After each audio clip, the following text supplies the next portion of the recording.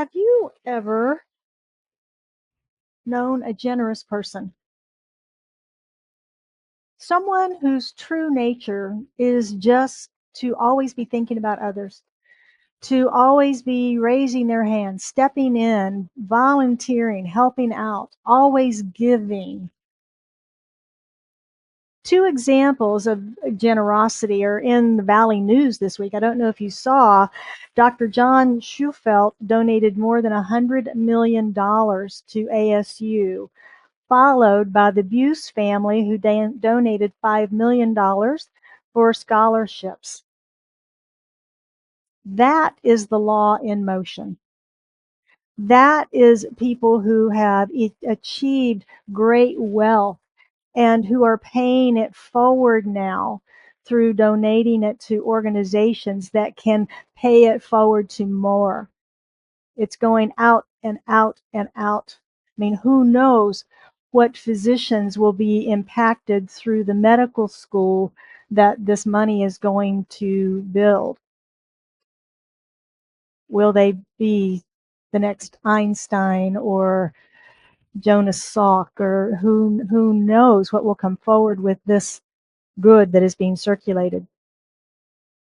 Years ago, when I was starting ministerial school, I was amazed at how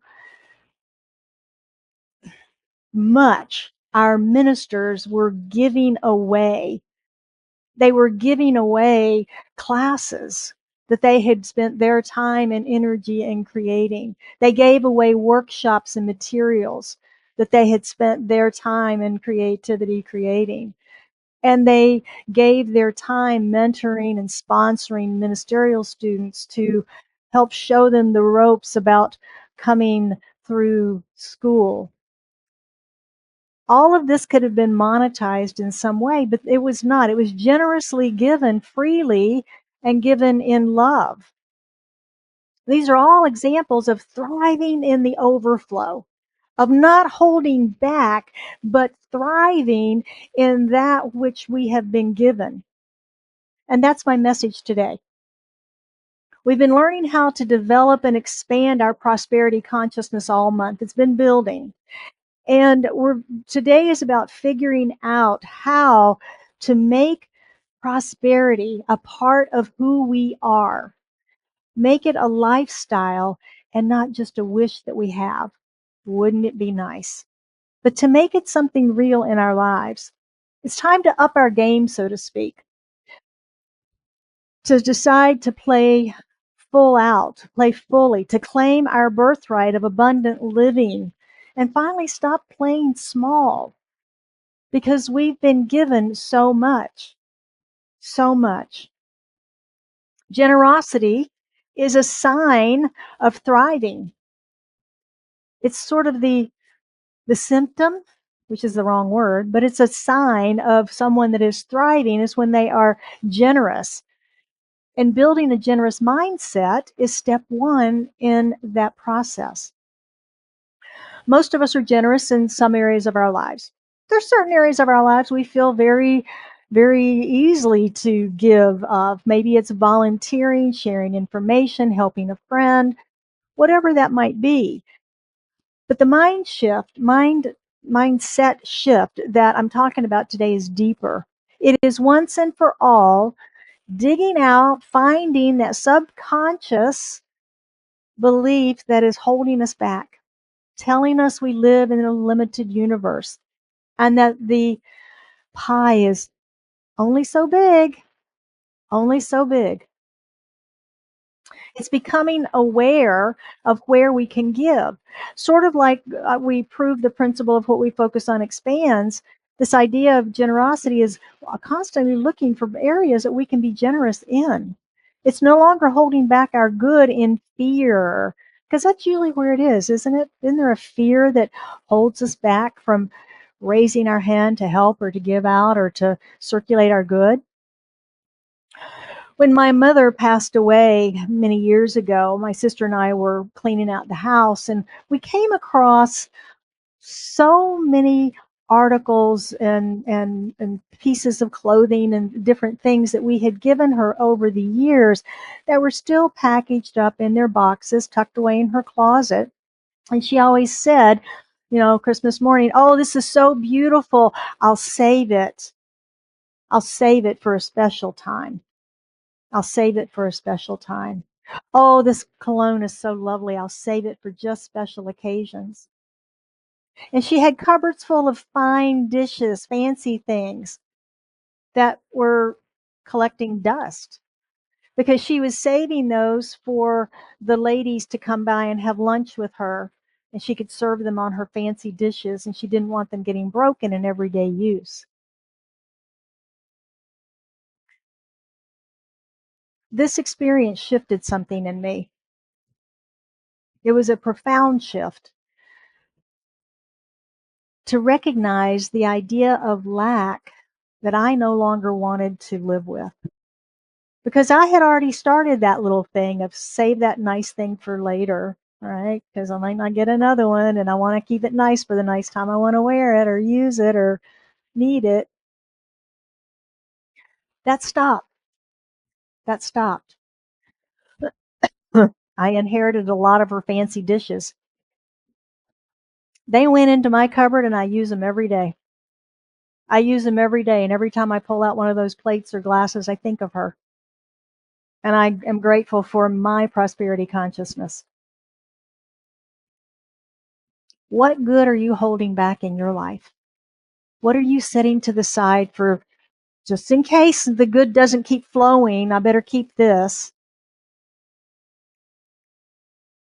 I invite us all to take a real serious look at that mentality, which is basically telling us that there's not a flow that continues, that there's just it might not keep flowing, so I better. How generous are you? Think back over this past week. Just take a minute and think over your week. What'd you do? How generous were you? Did you take every opportunity that was presented to give, to be kind, to do something nice for someone, to be present to them?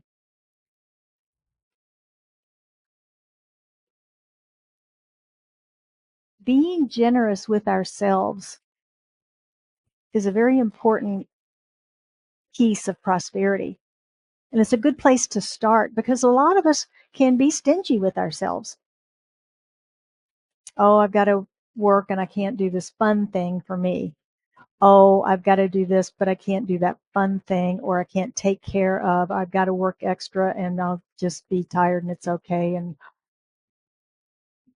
yeah, we got to take care of us. We got to be generous with us. Another example from my own life is when my folks were preparing for the holidays, for hosting holiday dinners.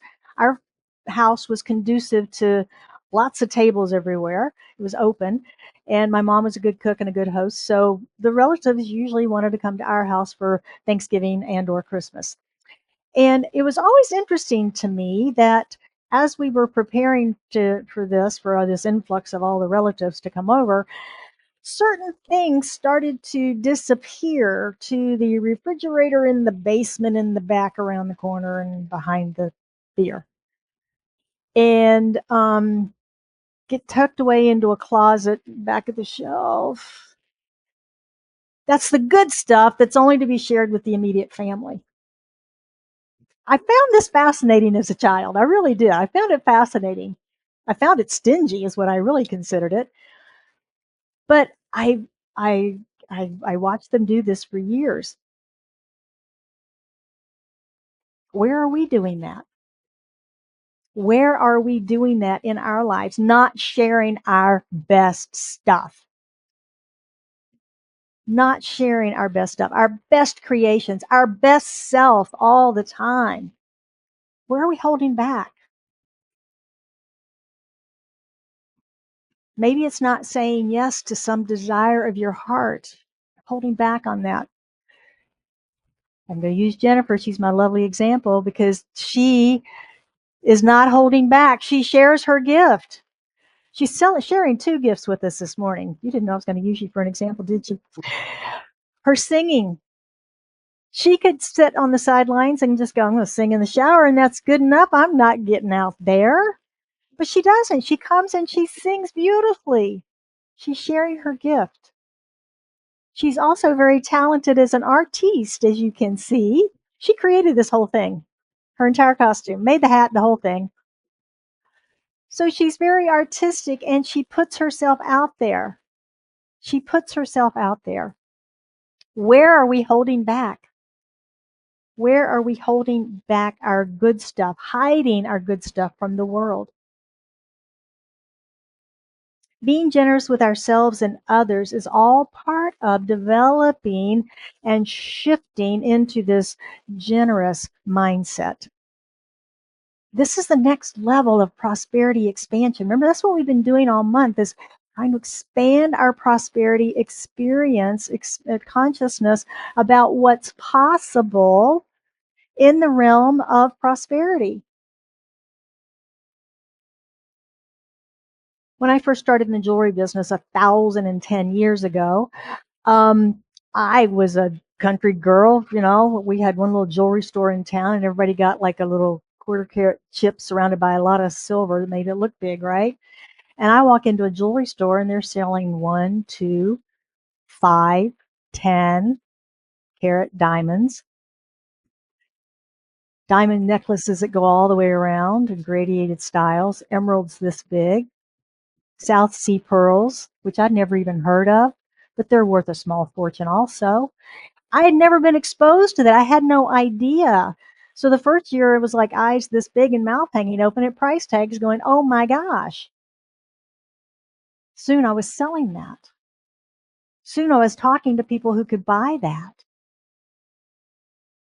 My prosperity awareness, the windows opened about possibility, about possibility. And that's what we're doing. We're just opening the windows a bit more about the possibilities that are available to us by expanding our consciousness around prosperity. When we perceive or believe that we don't have enough, we instantly go into survival. Whoop, got to protect what I've got. Not enough. They say the recession's coming. Whoop, whoop, things are going to get bad. Whoop, whoop, whoop. Hold back, pull back, rein it in. Right? Our fear comes up, we buy into it, and we listen to all the stuff, and there we go. We've got to break these patterns. We've got to break these patterns. We have to let go of what Zig Ziglar, my favorite, says, our stinking thinking. Our stinking thinking. In order to move into consciousness of prosperity, we have to do whatever it takes to shift our thinking enough to move into enough, and then to move into more than enough. Let's say it one more time. I have more than enough. Yes, because we do more than enough. Today, I want to talk about the last place that we are willing to play in the prosperity realm. That's our money. That's our money, our finances. Now, if your first reaction to a minister standing up here talking about money is to cringe inside and go, oh man, why did I come today? You might have some stinking thinking we need to work on. So let's heal that once and for all. Money. Okay, gotta have attention. Can I have your attention? Bring your presence, fully aware. Money is God in action. Money is God in action in your life. It is happens to be our current exchange for goods and services. Throughout history, we've had a lot of them. Shells. We changed a chicken for repairing a roof, whatever it might have been. We still do some of those things. We still can barter. We trade services. We volunteer services. We can win things. We can receive things unexpectedly. There's so many ways that Spirit has to give us our good, to bring it to us. Money is only one resource, but God is the one source. God is the source of many resources. Recognizing that oneness in God includes our money too is step one to transforming our relationship with money. It transforms our relationship with limitation, and it transforms our relationship with Spirit. When I did this work years ago, these spiritual principles changed me, changed my life, my relationship with money and God as my source shifted. And for the first time, I felt at peace with money. I didn't get all stressed out when it looked like things might be short or looked like things might be going great. Or I ran into fear. I just didn't get stressed over it anymore. I was at peace because I had an underlying higher, if you will, trust in source. That whatever was playing out here was something going on in me, something going on in the world, but God is my source. God is my source and my peace. So what did I do? I didn't just read about prosperity principles. I studied these things. I took notes. I attended seminars.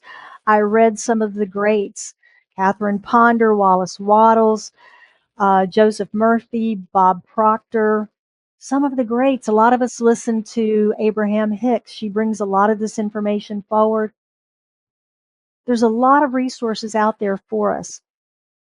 Then I started testing the principles because Ernest Holmes says, prove these principles for yourself. Don't just take my word for it. And we do that here as well. We prove principles. So that's what I did. I began testing them. Does it really work? I used affirmations to change my thinking. I used affirmative prayer treatment because I knew I wasn't a good receiver. I knew that about myself. I was constantly pushing things away. I was constantly refusing compliments and gifts and all sorts of things. I had to work on that. And then I began to give. First, I gave a little because I wasn't sure I had enough to give. And then I gave a little bit more because it didn't seem to hurt very much. And that little bit more didn't hurt very much either. I seemed to always still have enough. That was weird. How does this work? Well, then I started giving a lot. It was like, I still have enough. This is kind of cool. I overcame fear. I overcame bargaining with the divine. I overcame a sense of obligation to give. And I began giving freely and generously. And then I watched all the areas of my life begin to improve and rise and float. It seems that that old saying about high tides make all boats float, is that how that goes? Whatever that is. But when I got straight in my prosperity and my money and finances, everything in life seemed to rise, seemed to flow better. So the training wheels for prosperity is something that we call our Money Finders program. The Money Finders program is easy because you focus on what is coming that's unexpected, the overflow, and you give 10% of that here. You keep 90. This is not anything you were counting on. It was a surprise. It's unexpected. So you're giving from the overflow. It's a wonderful way to start learning how this works. And then you do it again another week, and you still focus on what's coming, and more excess comes to you, and you tithe a little bit more. And you keep doing that until you get into a habit of looking for that excess and circulating it and watching it just continue to flow. That's the training wheels. That's how we learn to give from the overflow. But then the next expansion of consciousness is giving from the core, giving from your normal weekly income. That's the next step. If it's biweekly or monthly, however it flows to you. When we begin to understand that God is the source of many resources, we recognize that our paycheck, our commission check, our retirement or our pension is God in action, circulating through our life. We're just what it's flowing through to be individualized out in the world. When we do this, our money and finances become holy place, a place of gratitude, a place of sacred ground, a place where we meet God, a place where we meet ourselves.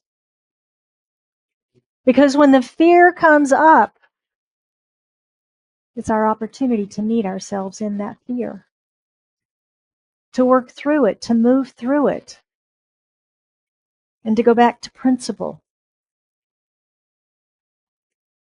We meet ourselves in the idea of bargaining, an obligation, and we find ourselves finally in freedom. In freedom. So what's being reflected back in the mirror of your finances? When you sit down and work on finances, what's reflected back to you? How do you feel? Is it a stressful time? Is it a joyful time? Is it a time of gratitude and thanksgiving? What are your feelings and emotions around? Is it just a horrible duty you got to do to get through? And oh my gosh, taxes are coming up sooner than later. Yay! Is it a healthy prosperity awareness? Or is it something else? What's in there? If it's something else, I invite you to use these principles and tools that we've been discussing and working on this month and heal whatever is not working for you. Heal whatever's not working for you. Begin to transform your mindset to know God in all things, including your money. True prosperity includes faith. We touched on this last week. There's faith in God as our source. And developing that faith, we have to do that. We have to do the work to develop our faith, not only in spirit, but in this universal system in which we live. When we have faith in God as our source and see our money as God in action, our gratitude and generosity begin to outpicture and just be part of that. It's a byproduct. There's the word I was looking for. It's a byproduct of that. Those ASU donations were a great example. Great example. The lady that represented the Buse family, she said, we give a lot in the community. She said, but I think these scholarships are the most meaningful for me because I know it's helping students come forward and learn and grow and make something of themselves. Are you generously circulating the good that you're receiving in your life? Are you giving to your spiritual community to support its mission, vision, and purpose? We're solely supported by you, me, us, we. That's it. There's not some home office or foundation or grant that supports us and keeps us going. It's us. We are the ones. Whether you're attending in person, you catch us online, watch the recordings. Maybe you just receive the newsletter or the Mindful Monday. Whatever it is, however you participate. We all have a responsibility to support the center that we attend, whether that's by fee or by donation. If we think when we go to a restaurant, we're expected to tithe, to tip between 18 and 25%, right? And, we're saying 10% here, 10%. This weekend, I was thinking about the holidays because they are rapidly coming to a head here. And I was thinking about the people in my life that are my service providers and just making a little list of them and make sure that I was going to tithe to them, which I do every year. I support them throughout the year in their businesses and the services they provide me. And I usually tip. And then at the end of the year, I do a little bonus or gratitude gift just for them being in my life and being kind and being of service to me, whether it's nails or hair or my landscaper or whatever. Just a little something extra at the holidays to acknowledge them and the service that they give to me. So are you giving to your service providers? Are you giving here? Each October, as part of this prosperity theme, we ask because not a lot, some people come into a spiritual community and think that it is supported by some overarching community, and we're like more like public TV, I guess, PBS. They have the telephone, and every year ask, and so we're asking. This is our time to ask and invite you into this, because not only is it in supporting our community, it's supporting you and your prosperity expansion, because you can become a generous giver from your regular income and from your overflow. If you can give 10%, we gratefully receive it. If you haven't grown that consciousness yet to 10%, that's okay. If that's still scary for you, I get it. That's where I was when I started. It was too scary. I couldn't do it. Too much. So start where you are, but plan for where you want to be. Plan for where you want to be and let your income grow to that. Let your income grow to that. If you are giving 10%, we gratefully receive that. Your generosity is, I'm just so grateful for it and for the support that you give us here. We frequently set an amount. I'm guilty of this. I've done it. Set an amount and just give that amount every year, year after year after year. And yet our expenses continue to rise. Increase continues to happen in our lives. So I invite those of us who are steady givers to consider increasing our tithe amount every year. Increasing that, bump it up just a little bit every year. When we can let go of fear around money and step confidently into the flow of good, that's when we'll finally break through this last roadblock of limitation to be able to live prosperously in that overflow of life. So let's look at some spiritual practices that we can try. And I'm just going to invite you as a spiritual practice this week to prayerfully consider your giving to the world. Where do you give? Why do you give? And do you give to Scottsdale Center for Spiritual Living? Do you feel spiritually fed here? Do you enjoy this community? And consider that. And consider starting a regular tithing program for yourself. I invite you to test it for the next 2 months. Start today through the end of the year and see what happens for you. Whether 10% it works or doesn't work, pick what works for you now and give that consistently every week and see what happens. Now, God does not say 10%. Okay? Scottsdale Center for Spiritual Living does not say 10%. 10% is easy. It's an easy calculation. Most of us can do that one in our head, right? 10% doesn't usually break the bank. It is enough to get our attention, though, to be present in our finances.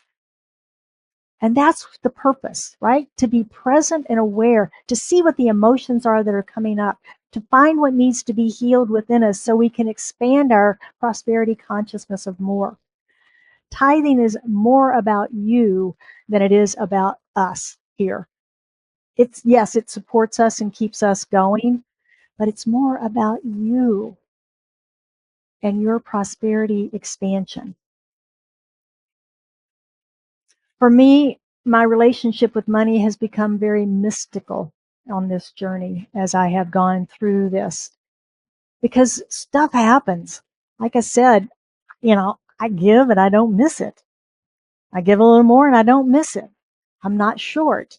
How does that happen? The math doesn't work, but it works. So it's become very mystical for me. And to watch my emotions that I thought I'd healed still come back up sometimes, and to get to work on those again. This is a place of deep exploration for us. So I invite you to play with us this week. You also continue your 40 days to prosperity journaling if you're doing that book, and commit to the money finders. As I said, this is a good place to start. It's kind of the training wheels that get us giving from the place of overflow until we are comfortable to move into the place of our regular flow. So let's close it out this morning with a reading from the 40-Day Prosperity Journal. This was today's. I did it this morning and I thought, wow, that is a perfect closing for our prosperity series. The quote's from Emma Curtis Hopkins, and she says, prosperity is the acknowledgement, either consciously or unconsciously, of the presence of God. He or she who is prosperous has eliminated from their mind some idea which the one who is seemingly not prosperous still holds on to with tenacity. Kathy Ann goes on to translate this by saying, the universe plays no favorites. My cousin Vinny, who never goes to church, but believes he'll always have more than enough to care for himself and his family, gets just what he believes in. My lovely Aunt May, who is sweet and wonderful and cares for elderly on weekends after ushering in church, believes life is tough and there's never enough. She also gets just what she believes in. And so do we, because it is done as we believe. So healing these beliefs is the key to greater prosperity in our lives. This closes out our series on prosperity. I've enjoyed it. I hope you have. I'm open to any questions or comments if anyone has them. All right. And I got to put you on the microphone so the people at home can hear you. You probably don't need it. I have a No, well, they can pick up. When I was going to the Church of Religious Science, which now is called Center for Spiritual Living in Redondo Beach, I started hearing about tithing. And I also heard a pastor from another church, Christian church, famous one at the time, that named that seed. So you put in, not only you are grateful for what you give, but also you name it. I thought, what a concept. I never heard about that. So I would put the little check in my hand at the Center for Spiritual Living, and I would name it, and I would put on the check, Mom and Grandma. And they started having enough. And also when I sent the check to them, I would name the seed, and it really worked. Nice. It seemed like they had enough. They were far away from me, but my giving was in their name. And it really was very helpful. That's lovely. That's lovely. Yeah, name it and claim it. Anybody else? Thank you, Roxanne. A long time ago, when my art business unintentionally ended. At the time, I had already begun teaching yoga classes for a friend of mine as a favor. And a friend of mine encouraged me to continue on that path. And I was kind of like, this isn't my path. I'm an art girl. I'm a business girl. I'm not doing this. And I thought, okay, well, I started teaching some classes, or I started investigating teaching classes. And I went down to I think it was the Mountainside Fitness, because I knew they offered classes. And I visited, and they told me how much they would give me for teaching a class. I was just like, what? And I left. And slowly I started calling out other places, and it wasn't a lot more money, but it was more. And I was still trying to figure out what my next art business would be. So I just thought, God, how is this ever going to work? I used to show up at a meeting and get a blueprint and $100,000.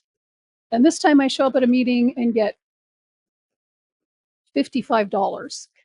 I was like, this is never going to work.